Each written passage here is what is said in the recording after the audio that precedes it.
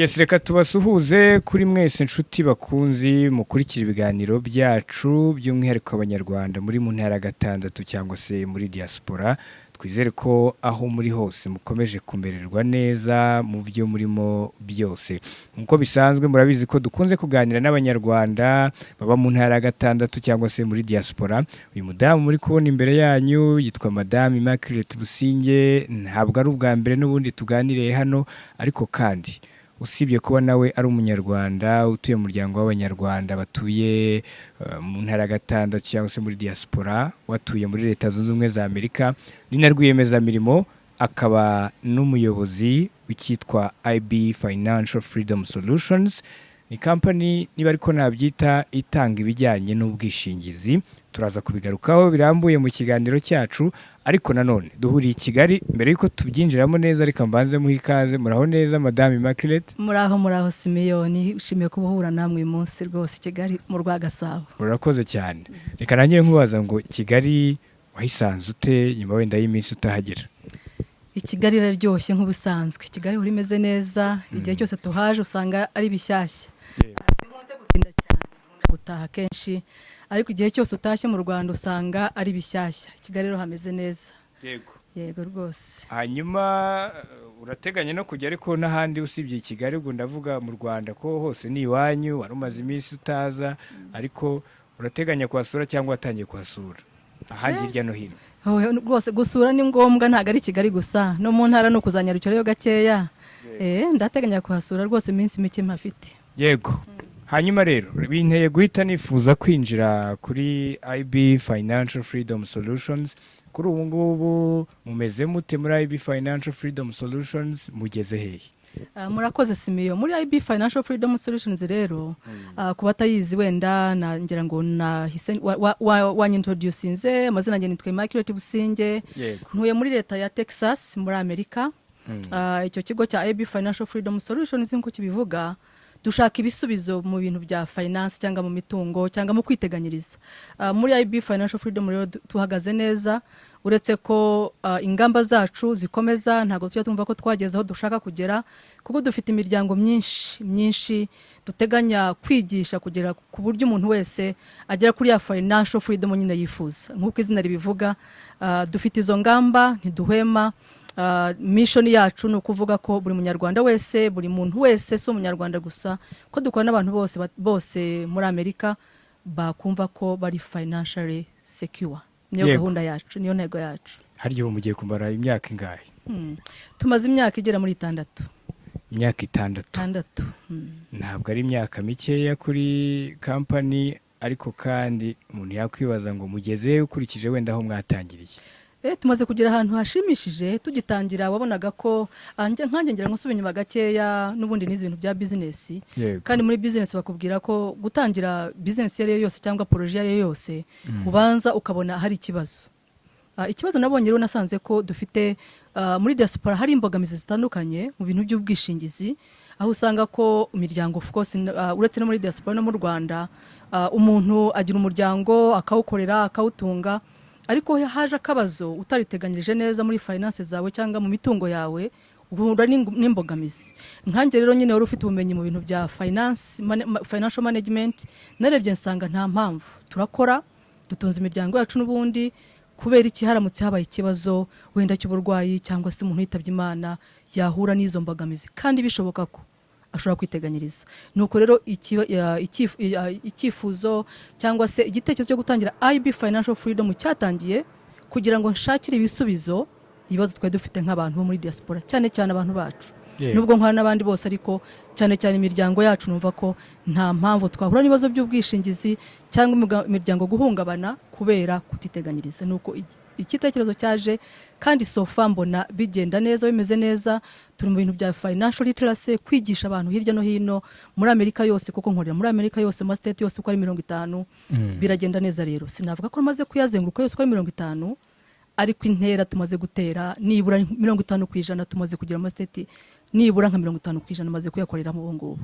Yego. So biragenda neza rero. No kuvuga ko nkuko bitubwiye usibye abanyamahanga n'abanyarwanda barabyitabira kandi nabo barimo barisanga. Mbese n'abantu bose ntawe uhejwe. Oya ntawe uhejwe n'abantu bose s'abanyarwanda gusa. Uretse nyine ko bavuga ko ijya kurisha ihera ku rugo bene wacu ni numva ko ari inshingano zanjye kumva ko mwene wacu agomba kuba kuza mbere y'abandi ariko nkora n'abantu bose s'abanyarwanda cyangwa abanyafrika gusa nkora n'abantu bose. Murakoze Simiyo. Yego. Hanyuma ngira ngo muri IB Financial Freedom Solutions ubundi dukunze kubigarukaho mu biganiro byacu bitandukanye, harimo products nyinshi zitandukanye, ariko ese sofa hari nshya wenda mwaba mwarongeyemo? So kuvuga ngo ni nshya cyane cyane kuko nko muri IB Financial Freedom cyane cyane ubundi nkora mu bintu bya financial advisory, mfasha abantu cyane cyane nk'abashaka gutangira na business. Umuntu uvuga ati ndifuza kuba rwiyemezamirimo, ndushye guhora nkorera abandi, ese nubuhe buryo bushoboka ko nshobora kubasha kwikorera, abo ndabafasha bakabasha kubasha kwikorera, bakikorera ibintu byabo nk'uko nanjye nabashije kwikorera. Ikindi hari abantu bashaka guhindura ubuzi, guhindura career, career development, kuvuga uti njye nakoraga muri ubuzi ariko ndumva nshaka guhindura. Ibyo ni bya binone gutraining abantu, kuvuga ngo birashoboka ko wakoraga company runaka, wari umukontabule, wari umunansi, wari iki, ariko ushobora kubasha kwikorera. Abo nabo ndabuyobora kuko na company yanjye na company nkorana nazo dutanga n'ubuzi. Bivuze ngo n'ushaka kuba rwiyemezamirimo udashaka kwikorera gusa, ndakwegera nkakwereka uburyo bishoboka tukaba twanakorana dukorera hamwe ariko wikorera kugeza ku rwego uzumva koko uri free to go alone. So ibyo nibyo turabikora. Ikino naho ama service dutanga physical like those products ni insurance cyangwa se ubwishingizi bw'ubuzima. Ibyo bita life insurance, tugatanga ama health insurance n'ibintu bya retirement planning. Hari kuvuga ngo ndarwaye ndivuza, angize ikibazo wenda narwara cyangwa nkitaba Imana, iyo ni life insurance, ariko se mu masaziro yanjye bizagenda biti. Byose turabireba, terebe uyu munsi uriho urwaye, tukareba ejo ugize ikibazo, tukareba noneho mu masaziro yawe uzasaza uti. Nibyo dukora muri Financial Freedom Solutions. Yego. Ubwo no kuvuga ko rero n'umunyarwanda wenda ushobora kuba ari muri Leta Zunze Ubumwe za Amerika cyangwa se wenda hano service zanyu zigera, niba wamugana adafite akazi ashobora no kuza mukakamuha akaba yakora. Cyane rwose, cyane rwose. Sibyo ko yafata ubwishingizi gusa. Umva muri myaka 6 mvuze natangiye, ufite abantu dukorana business partners, ntago abakozi banjye, nabakozi bikorera ariko we are partners bagera 90. Yego. 90. So urumva 90 independent agents dukorana. Ntago bankorera barikorera ariko turi kumwe turakorana. Urumva rero ko dufite umugambi kuvuga ngo nkanjye ngiye nyene byangora kugira ngo mbashe gutanga service muri Amerika yose ko nini. Ariko tubashije gukorera hamwe nk'abantu benshi dutanga service zimwe, twungurana ibitekerezo, biroroha cyane kuba twabasha gufasha abantu benshi kandi tukabafasha neza. Abantu vuga barenga 90 nkorana nabo independent agents licensed financial professionals dukorana bari mu state agera nka 40 agiye atandukanye hirya no hino. Bivuze ngo niba ntuye muri Texas, leta ya Texas, sinkeneye kujya Maryland cyangwa kujya Arizona kuko mfiteyo abandi ba agent dukorana bashobora gutanga izo service. Urumva rero ko biroroha gutanga ama service hirya no hino kubera ko dufite abantu benshi dukorana kandi real financial professionals well trained. Bise bintera kwibaza ngo se kugeza wenda abo bantu uvuga mukorana bafite business zabo ku ruhande ariko bagakorana namwe mugapartneringa cyangwa se mukagira ubufatanye muri business zanyu zimeze zite, bigeze he? Murakoze Simiyo, nkuko nakubwiraga twarakoze partnerships n'abantu barwiyemezamirimo batandukanye dukorana kugira ngo tubashe gushyikira abantu bacu benshi, kuko nk'umuntu umwe urabyumva kira gihugu ni continent ubwacyo, ntago byakunda kubasha gusavinga abantu bangana gutyo. Niyo mpamvu ko natangiye nakubwira ko muri career training izo ziri muri izo nshingano, getting new agents bashobora kubasha kubona license za insurance licenses, bakabasha kuba qualified financial professionals, bakabasha gukora mu state hirya no hino ariko nabo bikorera. So muri izo nshingano dukora nazo nyine ni zirimo muri izo ngizo, bigatuma rero tubasha kugera ku bantu bashoboka benshi. Ari nazo mu nshingano dufite kumva ko Amerika yose ama state 50 nta state tuzasigaza nimwe itabashije kugerwaho aya mahirwe kugira ngo abantu babashe kwiteganyiriza bikwiye nkuko tubyifuza muri IB Financial Freedom cyangwa se nyine muri Financial Literacy nkuko twayiyemeje twese. Yego. Hanyuma nta handi hantu wenda usibye muri Amerika uravuga ko leta zose wenda mutarazigeramo cyane ariko nta handi wenda mwifuza mu minsi iri imbere kwagurira business zanyu? Muri iki gihe twakifuje kuza no mu Rwanda kuko turanaganira na insurance companies ziri hano abakora muri za Sonarwa n'abandi cyangwa se na za Beka bafite ama product meza turifuza kuganira binakunze dushaka kwagura ariko icyo insurance commission za insurance muri Amerika ziri very very regulated.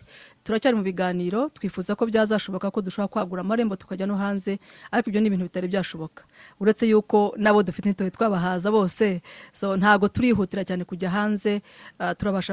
Turabanza ku making sure ko abantu bacu bari mu gihugu bari muri Amerika nabo ubwabo bose tubasha kubagezaho izo service bishoboka bikunze aho bizakundira hose ibiganiro tubirimo nibikunda tuzagura ariko for now turacyakorera ku mugabane wa Amerika. Murakoze muhumuza. Yego. Hanyuma wifuza kuba joininga rero hari umuntu ushobora kubyumva gutya kumva ko ari ibintu bitoroshye cyangwa se ko hari ibindi bintu biri behind hari abantu bitinya wifuza kuba joininga cyangwa se kubasanga ngo mukorane asabwa iki? Hanyuma nunabishobora uduhe n'ingero uvuge utari ko nyamara hari nk'uwatwegere ameze gutya ariko kuri ubahagaze atya yungutse ibi nibi kugira ngo n'umuntu wamugane yumve agaciro n'akamaro kabirimo.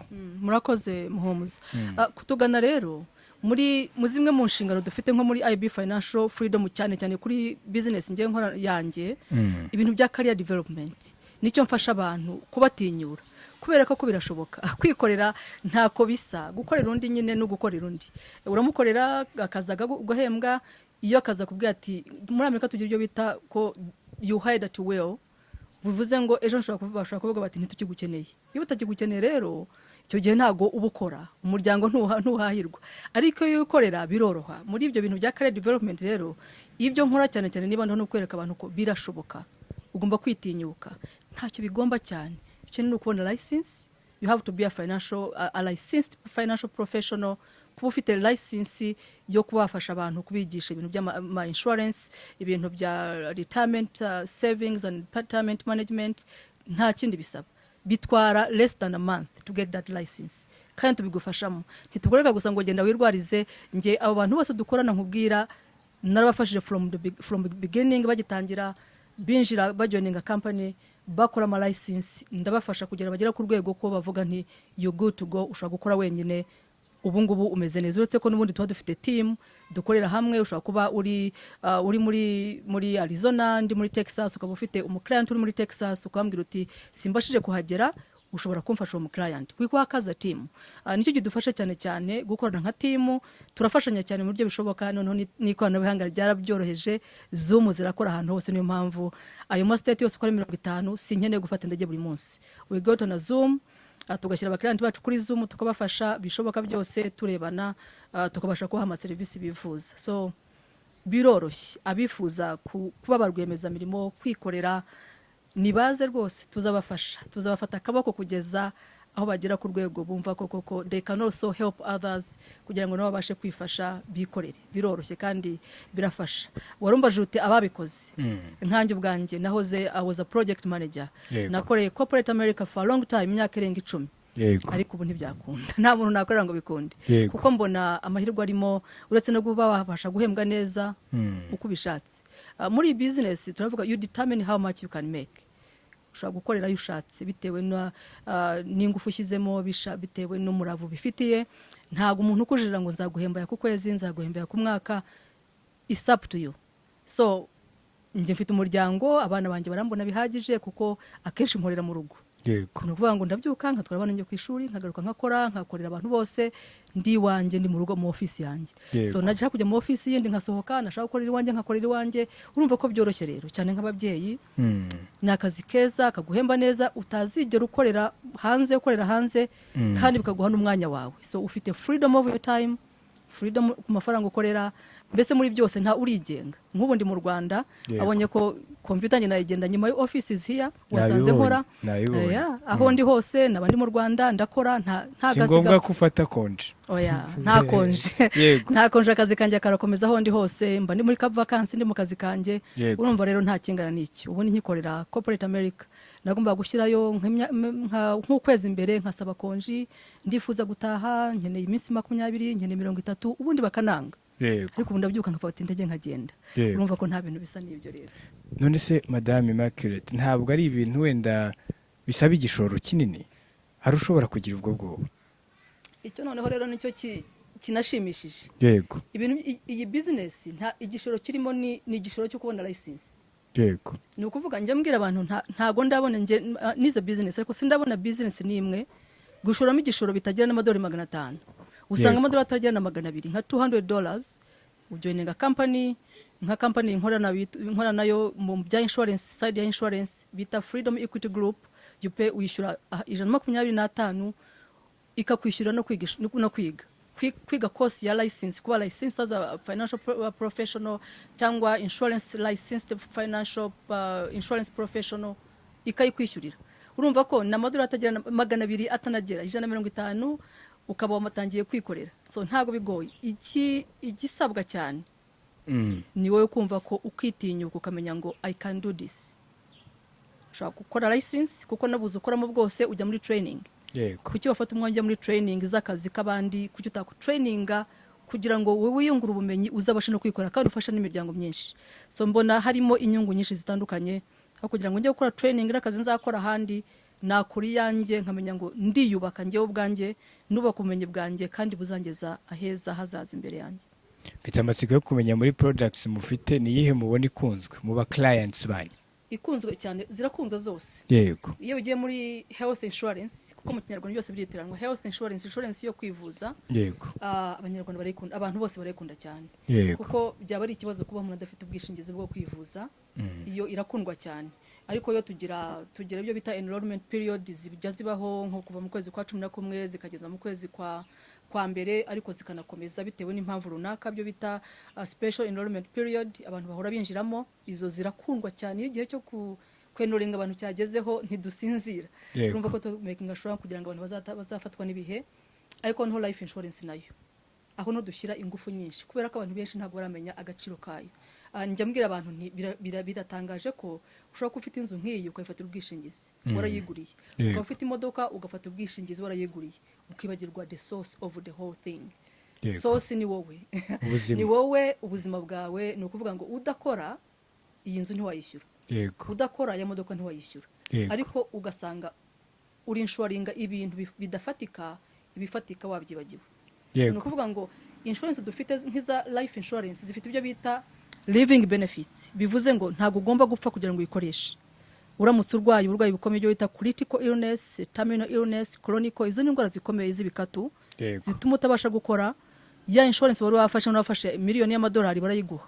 Uri muzima gusa urwaye utabasha gukora barayiguha ugatunga umuryango wawe, ubuzima bwakomeza, wakira ugakomeza, kandi wajya n'ibyago kwitaba Imana umuryango wawe ugasigara utekanye. Iyo niyo stability tuba dufite, niyo financial security tuvuga. Tugerageza kwigisha abantu bose ko mbere yo kuba inshuwaringa ibintu wishakiye, inshuwaringa aho bikomoka ubuzima bwawe. Yego. Usibye iyo y'ubuzima uvuga ko abanyarwanda benshi banayikunda kandi koko wamugani biranumvikana n'impamvu nkuko duhaye urugero ntago wajya kuri bya bindi utitaye ku buzima bwawe. Ariko noneho nta yindi wenda usibye iyo ngiyo nayikunzwe twabwira abantu mbere ko mukanya tuza gusoza. Life insurance nyine dufite mu Kinyarwanda zitwa kimwe, dufite health insurance, tukagira life insurance, tukagira annuities. Annuities rero nazo ni retirement planning. Yego. Kuvuga ngo uyu munsi ko ndiho nkaba nkora nkaba mbayeho neza, umuryango wanjye ubayeho neza, ese nateganyirije ejo hanye heza hazaza. Ese ndamutse nshaje nzaba nateganyirije bihagije. Uretse ko nizo za life insurance dufite iyo bita index universal life insurance, ifite ibice bibiri. Ifite igice cya protection security, uvuga ngo ndamutse ndwaye uburwayi bukomeye y'amafaranga nkatunga umuryango, which is the living benefits. Ndamutse nitabye Imana umuryango wanjye nawo ntago wagira ibyo kuko ufite death benefit. ndamutse mbayeho ubuzima burebure nanone ifite ibyo bita igubikira cash accumulation value nayo wakoresha muri retirement ariko tukajya na annuity ziri specifically zigusavingira menshi muri retirement planning. So dufite ama product atatu: health insurance, life insurance na annuities. Yego, biragora kubisobanura mu kanya gake nka kumpaye, ariko ayo ni ama product meza cyane kandi abantu bacu tubona bishimiye cyane, gusa ubumenyi buracyakenewe gushishikarizwa henshi. Ni mpamvu dufite twihaye umugambi uvuga, mbese umugambi wo kuvuga ngo nta rugo tutazageraho, no home will be left behind. Buri muntu wese turagerageza uburyo bushoboka bwose. Ni mpamvu dufite abantu hirya no hino mu state hirya no hino kugira ngo financial literacy ni ibintu biri kwisonga, tuvuga ngo buri muntu wese agomba kubimenya nibura. Nutabikoza akaba bizi wenda kubera ubushobozi buke at the moment, ariko nibura akabaze ngo iki ni ikintu ngomba gushyira imbere mbere yuko nishoringa ibintu byose nishakiye ubuzima bwanjye n'umuryango wanjye biza kwisonga. Yego, ubutaha ikintu tuzakora tuzanagerageza gushaka mu bo mwagiye muha izo insurance zanyu kandi zikanabagirira akamaro, nabo batubwire, baduhe ubuhamya. Ntekereza ko wenda bishobora no kuzakangura babandi batarabikora, nubwo tubwira ko abenshi bamaze kubikora. Ariko nanone ku mafaranga muheraho, hari ubwo umuntu ashobora kwitinya akavuga ati kugira mfate iyi assurance biransaba kuba byibura mfitaye se, hari umubare ntarengwa? Ubwo ndavuga n'aba bandi bagifite ubushobozi bwo hasi bagarukagaho. Yego, murakoze muhumuza. Nicyo kiza cy'insurance rero dufite zifite ibice bitandukanye. Nk'ubwo muri life insurance dufite izo bita term life insurance. Term nk'uko byumva ni igihe runaka. Ushobora kuvuga uti ndafata life insurance imyaka 20, 15, 30, 35. Izo zirahendutse mu buryo bivuze ngo nta muntu n'umwe uramutse ukora cyese utakora. Ukora uwo ari we wese ushobora kuba ni 20, ni 50, ni 100, ni 40, aya ngahe mbese ubushobozi bwawe uko bungana. Insurance ntago zivuga ngo buri muntu agomba gufata amafaranga runaka. Ni ubushobozi bwawe. Ushobora kuvuga uti nge ndifuza ko nitabye Imana umuryango wanjye wabona miliyoni y'amadolari cyangwa se miliyoni 2 cyangwa 500 cyangwa 300, bitewe n'ubushobozi bwawe n'ubundi nuko warubayeho ufata ikubereye kandi ushoboye. So birashoboka ku muntu uwo ari we wese, ntabwo ari iz'abantu batunze cyane, ntabwo ari iz'abantu bafite uko bameze kundi. Umuntu wese wumva ko ari ingenzi, wa muntu uvuga ati ni inshoringa imodoka yanjye cyangwa inzu yanjye, akwiye kumva ko njya mbwira abantu akantu gasekeje rimwe nkavuga nti dufata insurance ubwishingizi bw'imodoka, ariko ntago izigerwa ngo utayicayemo. Ntibishoboka. Yigonze wicayemo uri kuri vola cyangwa se wicaye muri passenger seat. Kuki se wakumva ko imodoka ifite agaciro kakurenze? Kuko imodoka ishaka kugonga ukagura indi, ubuzima bugonze nta spare parts bufite. Birababaje, amagara arasesekara ntayorwa. Niyo mpamvu rero tuvuga ngo abantu bose bagomba kwiyumvisha ko nibarebe wa mugari gisazeka ntikiyorwe mbere yuko bareba iriya yagongo kabagura yindi, kuko ubuzima bufite byose birashoboka. Yego, Madame Immaculée, reka tugushimire. Ariko kandi twanyuze muri products mufite, mutubwiye aho mugeze, munatubwiye n'abamaze kuba joininga. Ndizera ko n'abanyarwanda bakurikiye iki kiganiro by'umwihariko bari muri Leta Zunze Ubumwe za Amerika, aho mugeza izi services zanyu, cyangwa se n'abandi bumva ururimi rw'ikinyarwanda, cyane ko nabo bahari bashobora kubyifuza. Muri iki kiganiro hasi turaza gupiningamo link ya website yanyu ndetse na contacts, ku buryo wagira n'ibyifuzo bindi birenzeho yifuza kumenya ashobora kuba yabagiraho. Ariko mbere ko tugana ku musozo, niba wenda hari icyo twibagiwe cyangwa ubutumwa wasorezaho ku bakurikiye iki kiganiro, nubuhe? Tunagushimira kuba wemeye kuganira natwe. Murakoze muhumuza. Igihe cyose mvuganye na One Nation Radio ni shema kuri jye. Mukora akazi keza kugeza ibiganiro byiza ku bantu bose, cyane cyane kuri diaspora. Turabashimira rero ku bantu rero batwumvise bose, nababwira ngo ubuzima burakomeye kandi tugomba kubwitaho. Ni ngombwa ko mbere ko dutekereza ibindi byose, imitungo tugomba gushakisha, tubanza twamenya ngo dufite financial security. Ubuzima bwacu, imiryango yacu is secured. Ni inshingano nihaye no kuvuga ngo buri muryango wose aho uvukagera ugomba kumva ko ufite financial security. So uwaba yifuza kutugana, yifuza ubwishingizi ari ubwo health insurance, life insurance, annuities, wenda nubwo muza gushyiraho telefone nayibabwira. Abari muri Amerika ni 817 808 4597. Email ni ibfinancialfreedom@gmail.com. Ariko rwose waba ushaka kwikorera ntiwitinye, birashoboka kandi ni byiza, bizakunezeza. Murakoze muhumuza. urakoze cyane nshuti rero bakunzi mwari mudukurikiye, reka tubabwire ko aha dusoreje iki kiganiro cyacu.